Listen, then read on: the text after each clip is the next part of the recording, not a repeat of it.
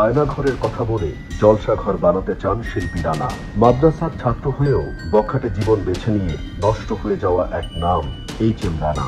সম্প্রতি তিনি বিভিন্ন গণমাধ্যমের সাক্ষাৎকারে বলছেন তাকে নাকি আয়নাঘরে বন্দী করা হয়েছিল, কিন্তু এটা স্পষ্ট সত্যি যে রানা জঙ্গিবাদ ও উগ্রবাদে জড়িয়েছিল। তার বিরুদ্ধে রয়েছে পরকীয়া ও বিভিন্ন তরুণীকে ফুসলিয়ে ভোগ করার নানা অভিযোগ।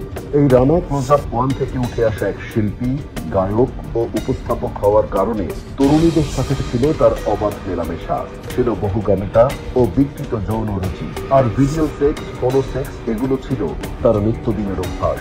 তার সামাজিক যোগাযোগ মাধ্যম ইনস্টাগ্রামের বিভিন্ন ছবি ও ভিডিওগুলো দেখতেই বোঝা যায় এই রানার চরিত্র কেমন। তার এই নষ্ট জীবন চলে এসেছে সবার সামনে। এখন তিনি আয়নাঘরের কথা বলে সিম্প্যাথি নেওয়ার চেষ্টা করছেন, যাতে করে আবারও পুরনো লাইফে ফিরতে পারেন, অর্থাৎ তরুণীদের সাথে অবাধ মেলামেশা করতে পারেন। মাদ্রাসায় পড়ার কথা বলে আবেগের জায়গা তৈরি করে নিজের খায়েশ মেটাতে চাচ্ছে এই এইচ.এম. রানা। আয়নাঘরের নামে সাজাতে চাচ্ছেন নিজের জলসা ঘর।